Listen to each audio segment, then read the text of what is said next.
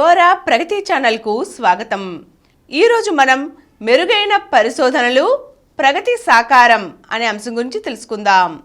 నూతన జాతీయ విద్యా విధానం అమలులో భాగంగా మాస్టర్ ఆఫ్ ఫిలాసఫీ డిగ్రీని నిలిపివేస్తున్నట్లుగా విశ్వవిద్యాలయాల నిధుల సంఘం యూజీసీ 2020లోనే ప్రకటించింది. అయినా కొన్ని వర్సిటీలు ఇంకా ఎంఫిల్లో ప్రవేశాలు కల్పిస్తున్నాయి. ఇకపై ఆ డిగ్రీలకు విలువ ఉండదని యూజీసీ ఇటీవల తేల్చి చెప్పింది. 1 ఏడాది నుంచి 2 ఏళ్ల వ్యవధిలో పూర్తి చేసే ఎంఫిల్ను సామాజిక, వైజ్ఞానిక, సాంకేతిక శాస్త్రాలలో పరిశోధనకు ఉద్దేశించారు. స్నాతకోత్తర విద్య పూర్తయిన తరువాత ఎంఫిల్కు అనుమతిస్తారు. డాక్టర్ ఆఫ్ ఫిలాసఫీ ముందు విద్యార్థులు పరిశోధనకు అవసరమైన నైపుణ్యాలు సొంతం చేసుకోవడానికి ఎంఫిల్ తోడ్పడుతుంది. అప్పటిదాకా అభ్యసించిన చదువుకు తోడు ఆయా రంగాల్లో జరిగిన పరిశోధనను ఆకలింపు చేసుకుని సమాజ అవసరాలకు అనుగుణంగా విద్యార్థి తన పరిశోధన కొనసాగించడానికి ఎంఫిల్ అక్కరకొస్తుంది. పరిశోధన సమయంలోనే రీసెర్చ్ పత్రాలను పత్రికల్లో ప్రచురించవలసి ఉంటుంది. అయితే ప్రస్తుతం దేశీయంగా ఎంఫిల్ అర్హతతో ప్రత్యేకించి ఎలాంటి ఉద్యోగావకాశాలు లేవు. గతంలో బోధనా రంగంలో ఉన్నవారికి పదోన్నతులకు ఎంఫిల్ ఉపయోగపడేది. ప్రస్తుతం పీహెచ్డీని అర్హతగా పరిగణిస్తున్నారు. మరోవైపు ఎంఫిల్ డిగ్రీలు చేస్తున్న పరిశోధనల్లో మెరుగైన ఫలితాలు ఉండటం లేదన్న విమర్శలు కూడా ఉన్నాయి.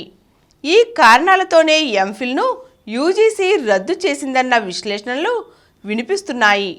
అయితే ప్రపంచ ప్రఖ్యాత ఆక్స్ఫర్డ్, కేంబ్రిడ్జ్ విశ్వవిద్యాలయాల్లో డాక్టరేట్ డిగ్రీకి ముందు పరిశోధనకు సంబంధించిన ప్రాథమిక అనుభవం కోసం ఎంఫిల్ డిగ్రీ ఇంకా కొనసాగుతోంది.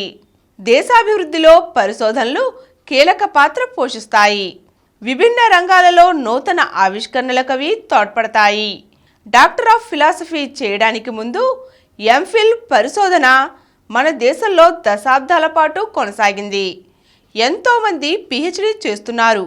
పరిశోధక విద్యార్థులకు యూజీసీ ఉపకార వేతనాలు అందిస్తుంది. అధ్యాపకులకు పరిశోధన ప్రాజెక్టుల కోసం నిధులు మంజూరు చేస్తుంది. పరిశోధక పత్రాల ప్రచురణలో భారత్ 4వ స్థానంలో నిలుస్తోంది. 2017 నుండి 2022 మధ్య చైనీయులు 45 లక్షల పరిశోధనా పత్రాలు ప్రచురించారు. అమెరికాలో అవి 44 లక్షలు, బ్రిటన్లో అయితే 14 లక్షలు, ఇండియాలో 13 లక్షలు ప్రచురితమయ్యాయి. అయితే మన పరిశోధనలో సరైన నాణ్యత లేమిపై తీవ్ర విమర్శలు వ్యక్తమవుతున్నాయి. నాణ్యమైన పరిశోధనలకే నిధులు కేటాయిస్తామన్న నిబంధన లేకపోవడం భారత్లో పెద్ద లోపం.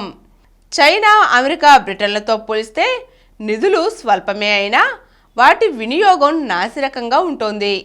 ఒక విద్యార్థి పరిశోధకుడిగా రాణించాలంటే పాఠశాల విద్య నుంచే సరైన పునాది పడాలి. బట్టి చదువుల మోస పద్ధతుల వల్ల భారత్లో దానికి ఆస్కారమే ఉండటం లేదు. బట్టి చదువులు మార్కులను తెచ్చిపెడతాయే గాని విద్యార్థులను మేధావులుగా తీర్చిదిద్దలేవు. మరోవైపు కింది తరగతి పాఠ్యాంశాలపై సరైన పట్టు లేకపోయినా విద్యార్థులను పై తరగతికి అనుమతిస్తున్నారు. దేశీయంగా అధ్యాపకులు పాఠాలు పూర్తి చేయడంపైనే తప్ప విద్యార్థుల జ్ఞాన సముపార్జనపై సరైన దృష్టి సారించడం లేదు. విద్యారంగంలో వృత్తిపరమైన బాధ్యత లేకపోవడం వల్ల చాలా నష్టం కలిగిస్తోంది. 6.7 కోట్ల జనాభా కలిగిన ఇంగ్లాండ్ మనకంటే ఎక్కువగా నాణ్యమైన పరిశోధనా పత్రాలు ప్రపంచానికి అందిస్తోంది. 140 కోట్లకు పైగా జనాభా ఉన్న ఇండియా మాత్రం పరిశోధనల విషయంలో వెలతలా పోతోంది. ఈ దురవస్థను చక్కదిద్దడంపై కేంద్ర రాష్ట్ర ప్రభుత్వాలు సరైన దృష్టి సారించాలి. పాఠశాల స్థాయి నుంచి విద్యార్థుల్లో పరిశోధనల పట్ల ఆసక్తిని పెంచాలి. విశ్వవిద్యాలయాల్లో పరిశోధనలు నాణ్యంగా ఉండేలా చర్యలు తీసుకోవాలి. ప్రభుత్వాలతో పాటు అధ్యాపకులు, విద్యార్థులు కలిసి చిత్తశుద్ధితో కృషి చేస్తేనే పరిశోధనల పరంగా మెరుగైన ఫలితాలు రాబట్టగలుగుతాం. ఈరోజు మనం మెరుగైన పరిశోధనలు ప్రగతి సాకారం అనే అంశం గురించి తెలుసుకున్నాం కదా. మరో చక్కని అంశంతో మళ్ళీ కలుద్దాం.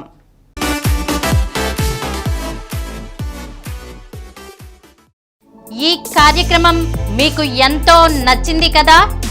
ఇటువంటి మరిన్ని వీడియోల కోసం అనతి కాలంలోనే 20 కోట్ల వ్యూస్ సాధించిన డాక్టర్ సమరం మల్టీ ఛానల్ నెట్వర్క్ సమర్పించు గోరా ప్రగతి ఛానల్కు సబ్స్క్రైబ్ చేయండి, లైక్ చేయండి, మీ ఫ్రెండ్స్కి షేర్ చేయండి. అలాగే ప్రక్కనున్న గంట సింబల్ని ప్రెస్ చేయడం మర్చిపోకండి. Please download Samaram multi-channel app and watch your favorite channels from your mobile. App available on Google Play Store and subscribe to the channels.